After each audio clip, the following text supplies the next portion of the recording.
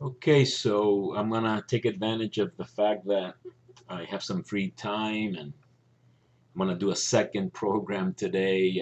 It's now late afternoon, so we'll see how this change of pace works out. This is number 6 on the letter to the Hebrews, and I was talking this morning actually in number 5 about the glorification of the servant in Isaiah 52:13 to 53:12, which is the fourth song of the suffering servant.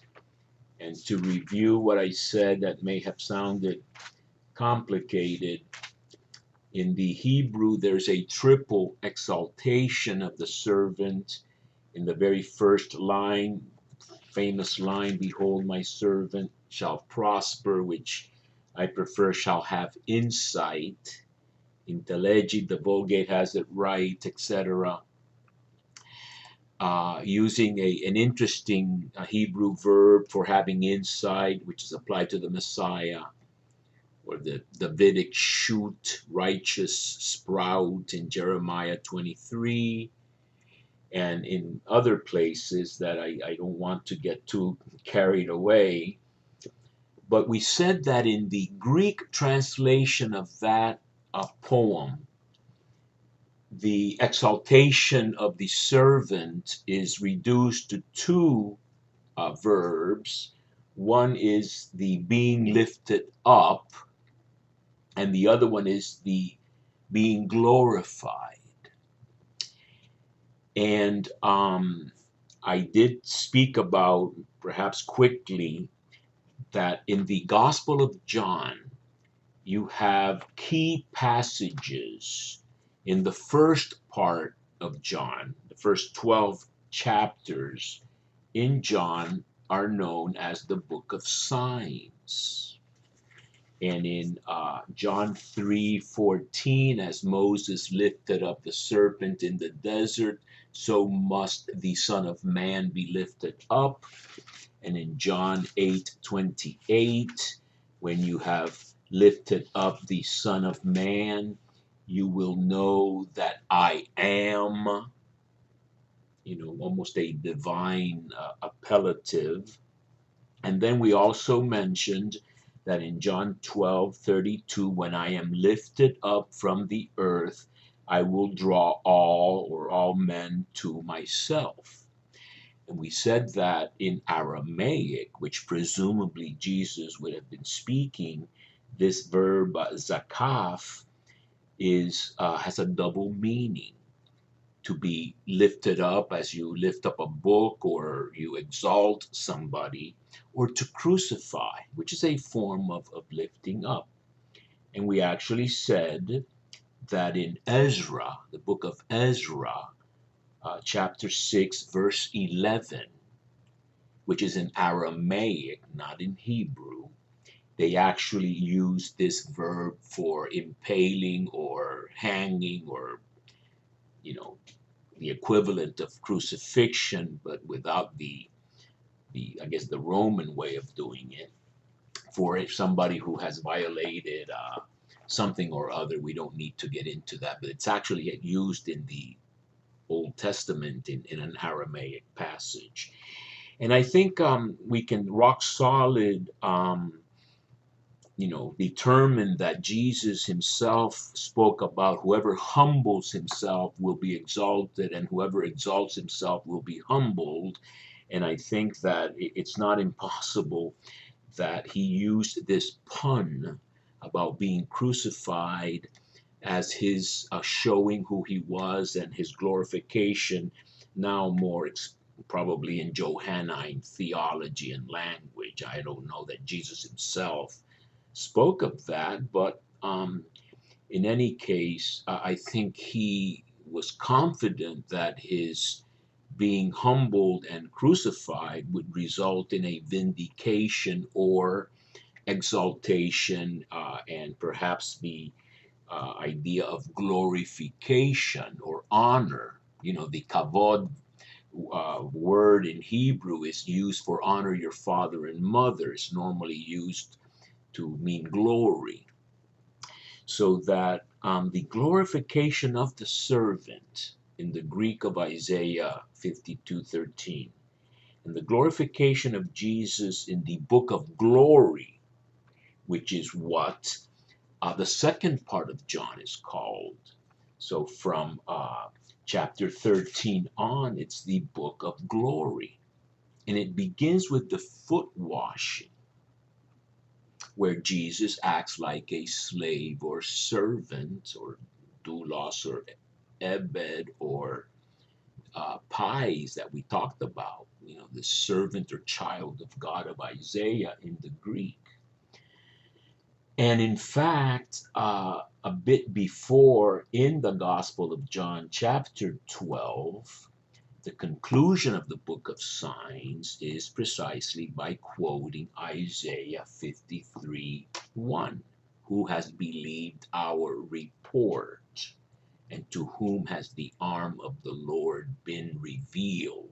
It's one tremendous poem. And then he goes from that Isaiah 53 quote to Isaiah 6, the call of Isaiah with the seraphim, the flapping their wings and all that. He blinded them so they wouldn't understand, etc. And then in John 12:41, he says, Isaiah said this because he saw his glory and spoke of him. And Raymond Brown and other Bible scholars think that the reference there is to Isaiah 6, the call of Isaiah, where the whole earth is full of his glory. This is in the holy, holy, holy. Uh, Dominus Deus Sabaoth. The heavens and the earth are full of your kabod, glory. Okay, that's a possibility. But if you look at Isaiah 53, the fourth song of the suffering servant, if you look at this, and again, it's a very difficult Hebrew corrupted or very problematic text to translate, but where it says that if he gives himself as an asham offering, which we talked about, he shall see seed, he shall prolong his days, the hafetz or the goodwill, eudokia of Yahweh will be fulfilled in him. Because of the travails of his soul, he shall see light, he shall be satisfied, this translation says. But I've looked into this, and I think G.R. Driver was one of the scholars who thinks that the actual meaning of this expression, he shall be bathed in light, he shall be drenched, using water flood language. You can actually look at Jeremiah 31:14 and Lamentations 3:15 for the exact doublet parallelism of being flooded with light, flooding being a water word, and drenched and just bathed in glory.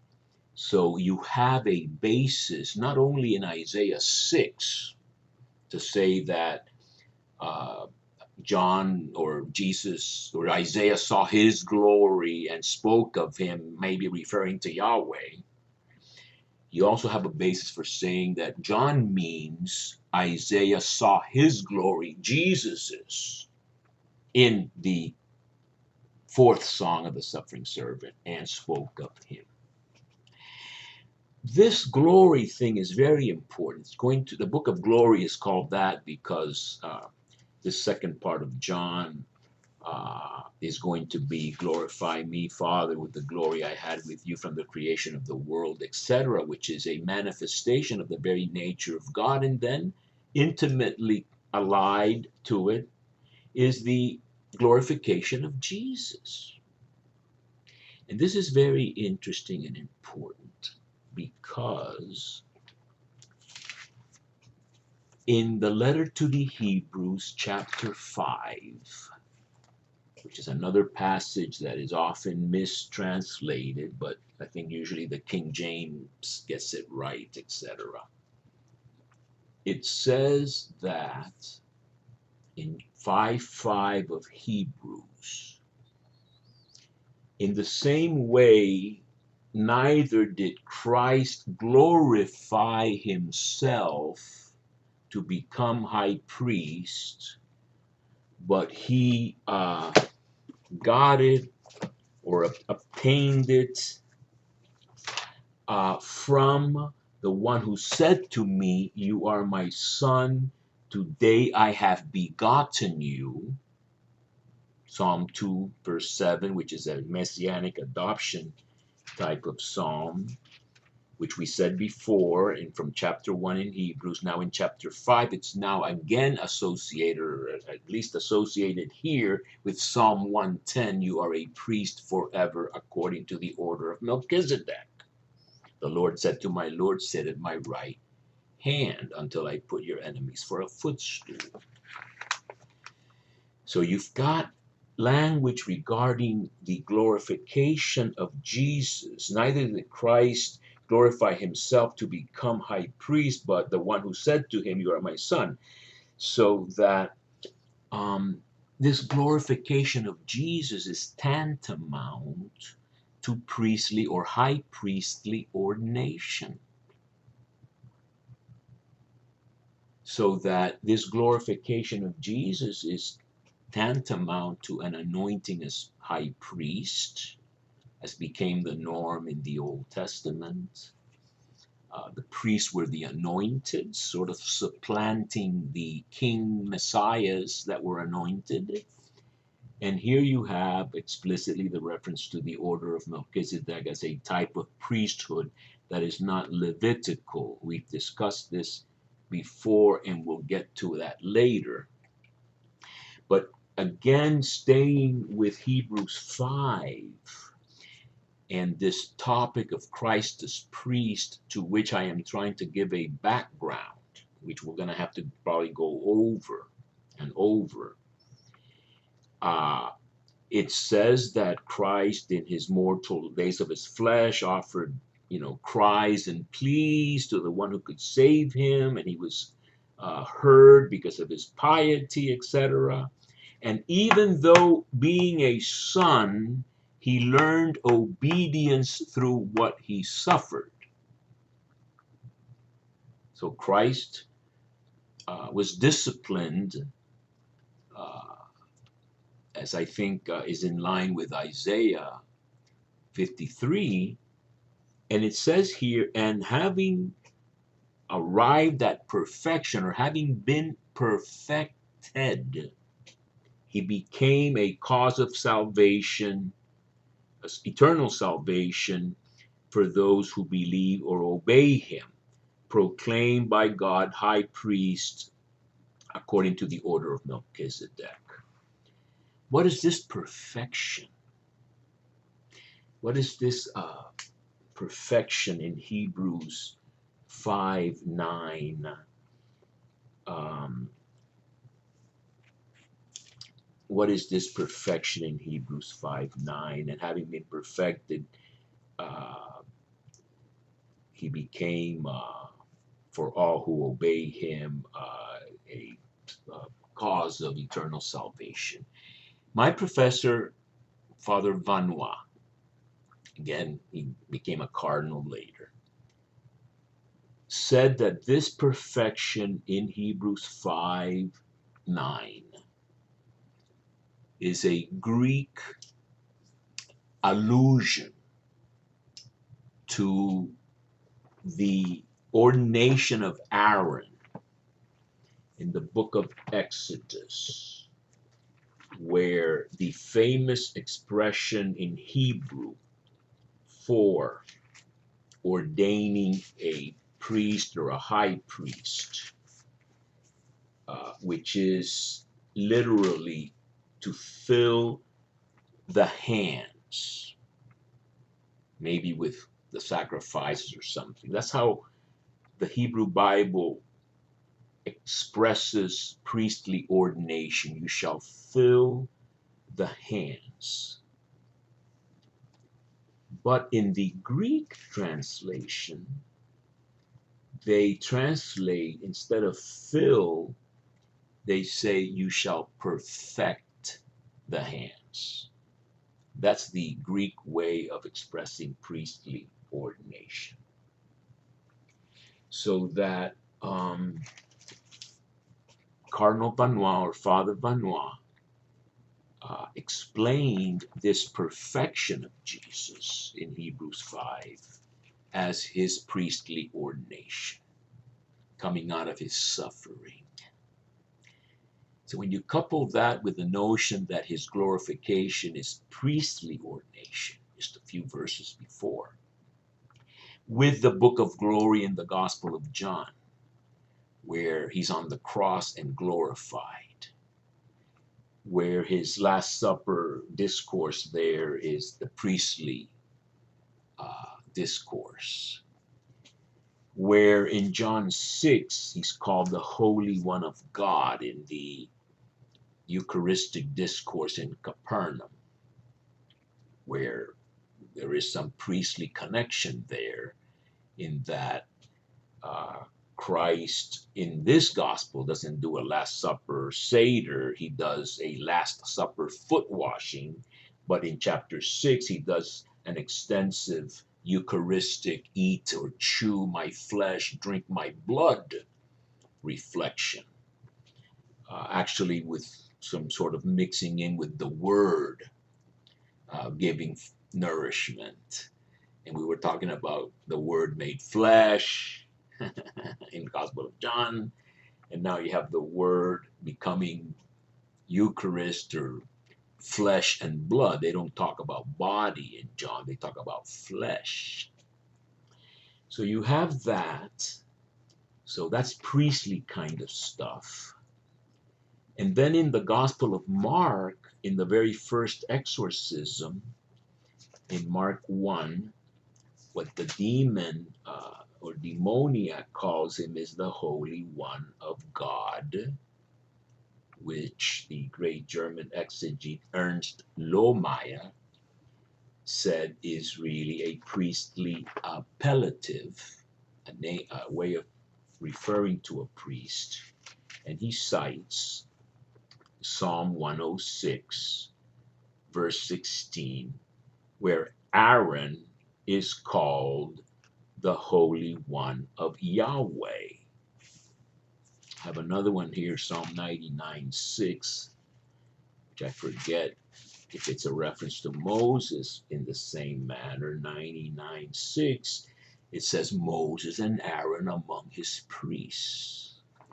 So I've tried to share some elements of this cultic priestly language in the servant's song. Of course, in Mark 10:45, the Son of Man has come to give his life as a ransom for many. In 14:24, in the Last Supper in Mark, this is my blood of the covenant being poured for many. And you have this rabim, many in Hebrew. It's a buzzword for the fourth song of the suffering servant. That word rabim appears 5 times. The last time it has to be translated with the great, he shall divide the spoils with the great. But the other times he's talking about the many, which is also an expression in the book of Daniel, the many, and in Qumran. The many is you shouldn't say all, you should say many, because it's just loaded biblically with references, hyperlinks, or whatever you want to translate. We're about approaching the end, but you see that these elements already in Gospels and in the Old Testament are a background to Christ as priest. which is the topic of the epistle to the Hebrews. And we're going to continue exploring these passages and going over some of the things that we may have said a little bit quickly, but hopefully it'll clarify this epistle and deepen our understanding of what it's trying to say.